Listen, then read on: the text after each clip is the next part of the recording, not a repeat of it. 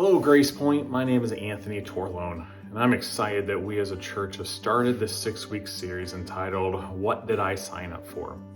As we as a church body will be going through our responsibility as a follower of Christ to share the good news to others. And for the last year and a half, I've been a part of a really special team of 9 other individuals where we have taken that same question and asked ourselves as a group and studied together what is our role as a follower of Jesus Christ to share his good news to this dark world. Over the next several weeks, as we're studying this on Sunday mornings in life groups and our GP reads, I'm also excited that other members of our team will be coming each week to share a reading, a verse, a topic that we studied over the last year and a half that convicted us as we were answering the question of what did I sign up for? This past Sunday, Pastor Tom kicked our series off where he portrayed that as a follower of Christ, part of what we signed up for is the need to share God's good news to this ever-present darkness. The light that comes from God's good news needs to be shown to this ever-present darkness.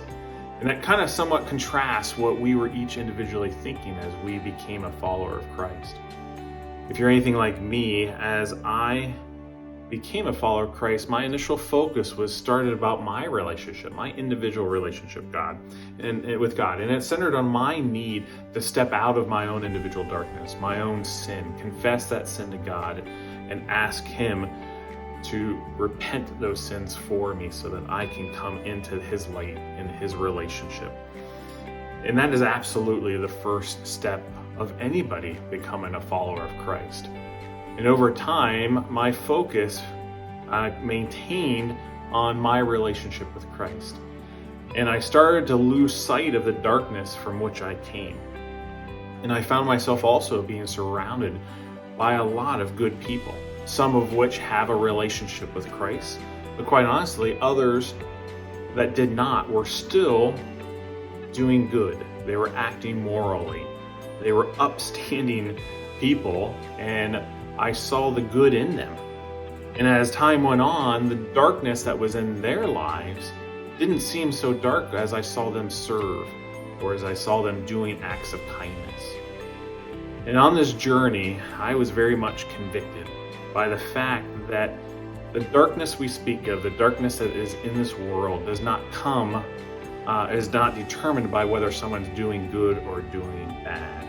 It comes from whether you have a relationship with Christ or you are separated from that relationship. That darkness comes from being separated from God. And no matter how good of a life one lives, without the light of Jesus Christ dwelling within them, they are in the depths of darkness. And I was confronted about what is my role as someone who is journeying from that darkness to light. What is my role in sharing that journey with others? And I had to ask myself, why does God want me to share the significance of a relationship with him to someone who seems to be living a good life without him? And I was convicted in one of our readings as a group. The reading comes from an article called A Vision of the Lost by William Booth. And if you allow me, let me just read a little bit of it and you'll see how it convicted my heart. It goes as this. I saw a dark and stormy ocean. Over it, the black clouds hung heavily. Through them, every now and then, vivid winds moaned, and the waves rose and foamed, towered and broke, only to rise, foam, tower, and break again. In that ocean, I thought I saw myriads of poor human beings plunging and floating, shouting and shrieking, cursing and struggling and drowning. And as they cursed and struggled and drowned, they rose and shrieked again. And then some sank to rise no more.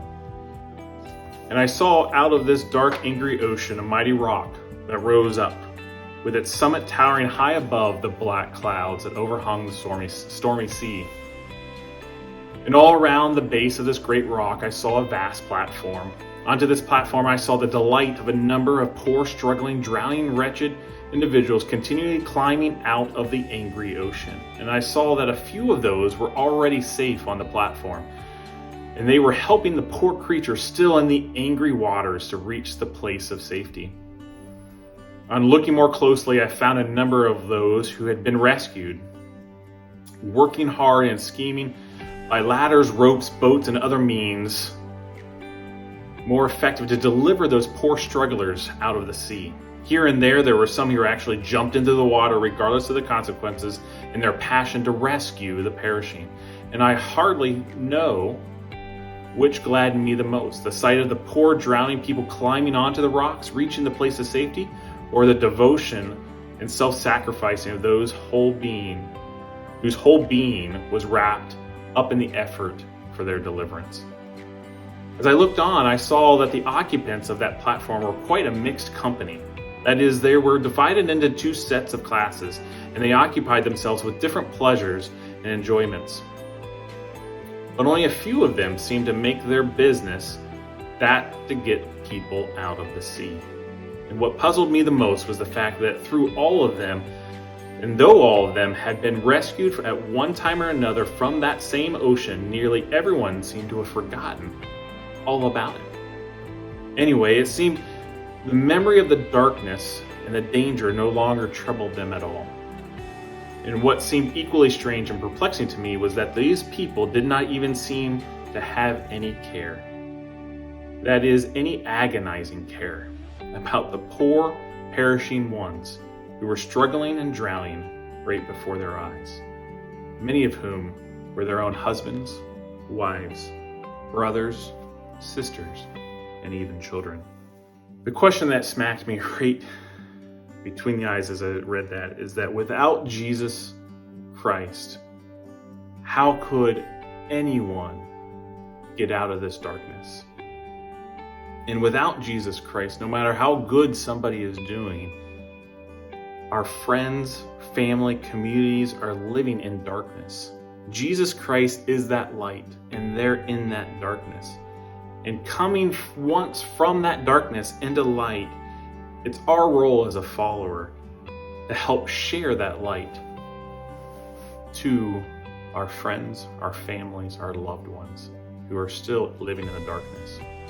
My prayer for you as you continue through this journey with us is that you'll be as convicted as I am as why we should be doing this, is that once we too were in that darkness, and only through our relationship with Christ have we been able to step into that light. And as a follower of Jesus Christ, what we signed up for is to share that light to those around us.